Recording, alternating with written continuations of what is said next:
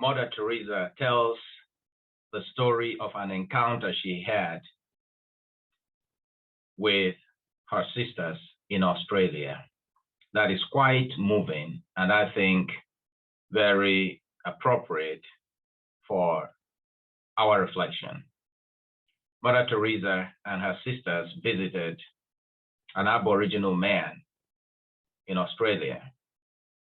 When they entered the home of this man, his home was in a terrible mess, covered with dust.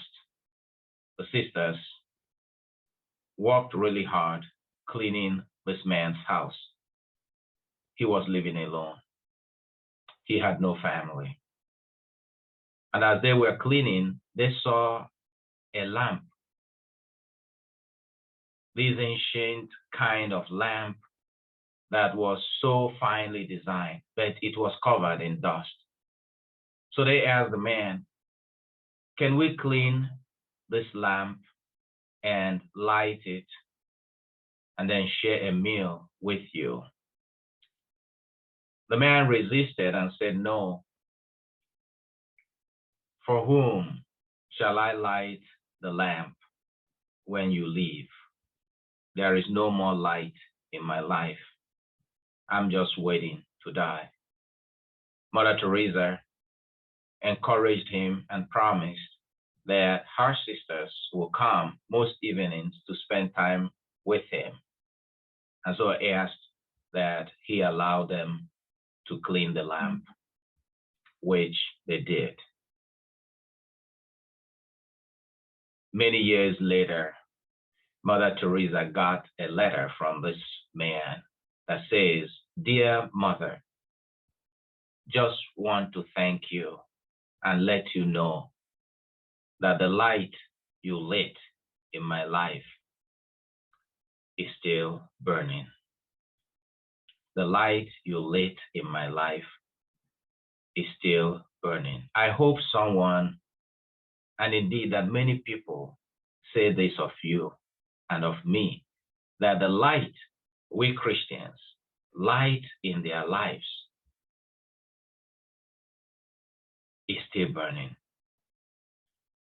Whenever I read St. Paul's hymn of love that we hear this weekend from 1 Corinthians chapter 13, verse 4 to 13, about the quality of love, what comes to mind for me is the story. To love someone is to light the flame of life in that person. The fire of love that we are called to light in people's lives is the divine energy that can give them new life, new hope, new purpose, new inspiration, and the courage to live again.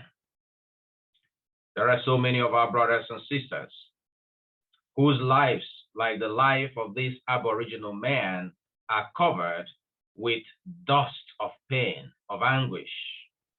They feel lonely, they feel abandoned, they feel rejected.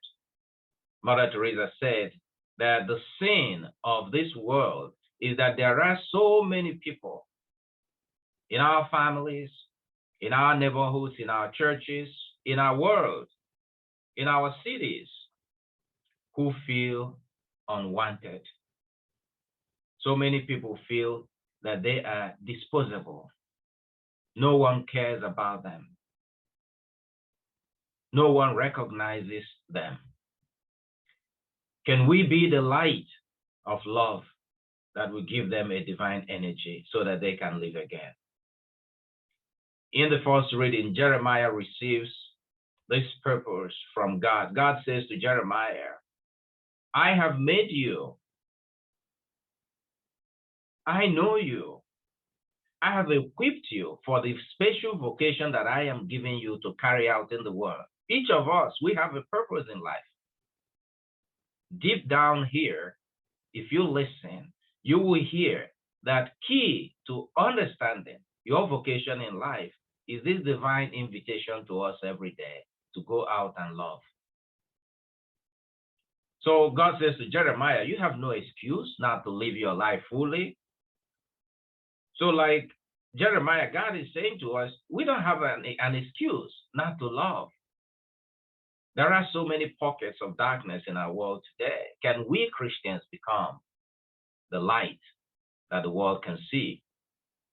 And we see a typical example when Jesus comes into the synagogue in the gospel, preaching the good news, fulfilling the purpose of his life, which is to preach good news to the poor, to tell the truth to humanity, to bring light to creation, to heal people of different kinds of diseases, and to build the connection, rebuild the connection between us, to bring people together around this fountain of love, and to set aflame the human heart that is often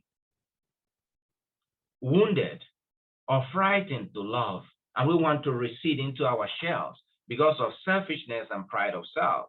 And when Jesus began to proclaim the word of God, the people began to look down on him. There was opposition to him. They could not recognize the power of God. They could not recognize the Son of God. And they began to question. But Jesus insisted. He knew who he is. He knew his identity. And that's why he kept preaching, even to the point that people, they wanted to kill him. And they eventually did.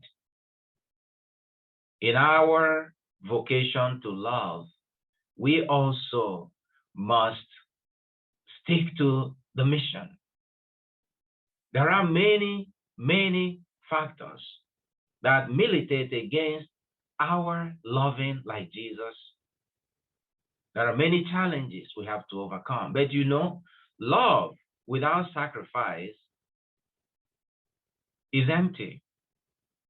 Love without pain is vain. Therefore, let us ask the good Lord to give us the strength to love. Let us ask the good Lord to give us the courage to love. Our world today is in dire need of Christians who see their vocation as a vocation to love and who make love their being, the inspiration of their lives, the purpose of every action that we undertake, and the ultimate purpose of our Christian spirituality and Christian morality. Without love in your life, without love in anything you do, like St. Paul says, you are just like a clanging gong, full of sound and fury, signifying nothing, to use the words of Shakespeare. So let us conclude our reflection by saying the immortal words of Saint Therese of Lisieux. And she says, my life is for a moment. I am only the breath of God. My life is for a moment. I am only a passing shadow.